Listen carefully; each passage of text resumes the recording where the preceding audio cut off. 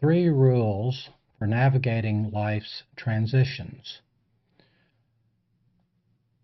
Transitions can happen for different reasons. They might happen as a result of disappointment or failure. Let's say let's say you lose your job. Well, you are immediately in transition, the transition from the last job to the next job.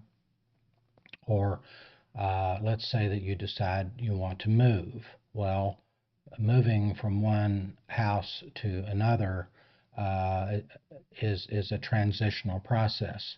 As soon as you make the decision to move, you are then in transition, and you will be in transition until you're fully settled into the new place.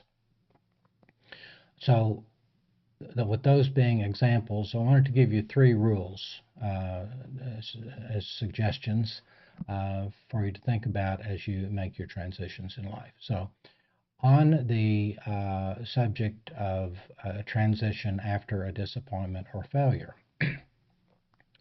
I remember once when I had been in an office practicing psychiatry on the campus of a psychiatric hospital, and I'd been in this very nice big office for 4 years.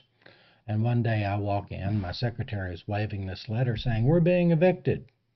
Well, it turns out that the letter said that one of the junior administrators decided that he wanted to have an office that was arm's length from administration, and he was going to take my office. Well, I thought, okay, this is an opportunity.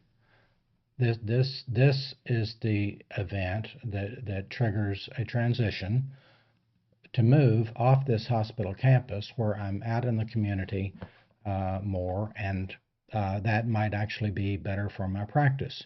So notice that what starts as an eviction, immediately my thought was, no, this is an opportunity. So you want to, I believe it's very important in life to view change as opportunity. You look for the opportunity instead of feeling bad about what just happened. There is minimal value in feeling bad. Yeah, it's normal to feel guilty. It's normal to have a sense of regret. But whatever it was, you want to learn whatever you're supposed to learn from that, but then have your eye on the future, positively looking for opportunity. Let's then move on to rule number 2.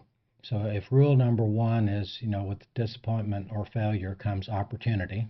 Number 2, transitions always require more anxiety.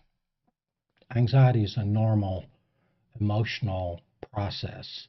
So people say, I have anxiety. Well, what they really mean is I have more anxiety than it seems like I should have.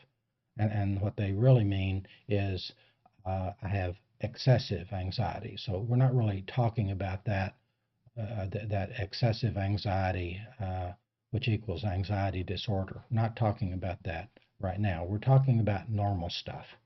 And so, again, when you decide you're going to move, then your anxiety goes up, because that is the process that causes you to step it up.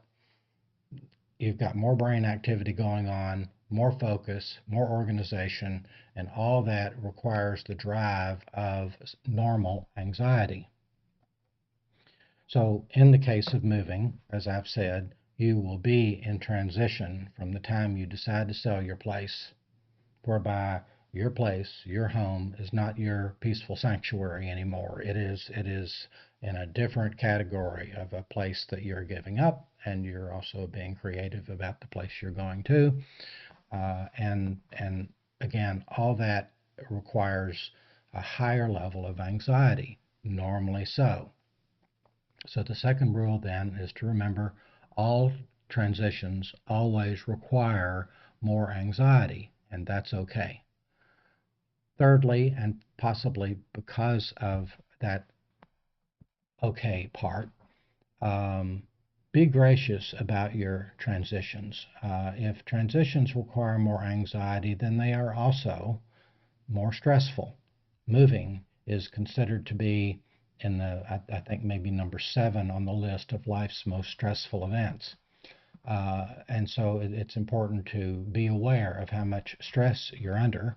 And in the case of moving, normally that's something that you've chosen to do. It's a happy thing. You're moving up. You're looking for the opportunities to create that next season of your life in a new home.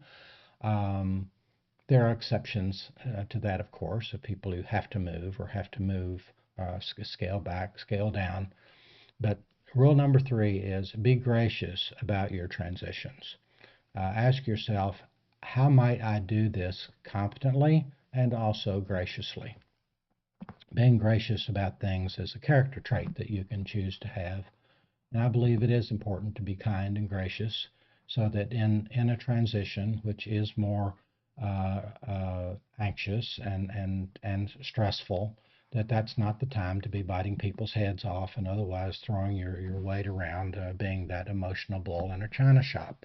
You might want to excuse your behavior that way, but I believe it's better to decide to be gracious about it. So, hope those rules help you in your transitions in life.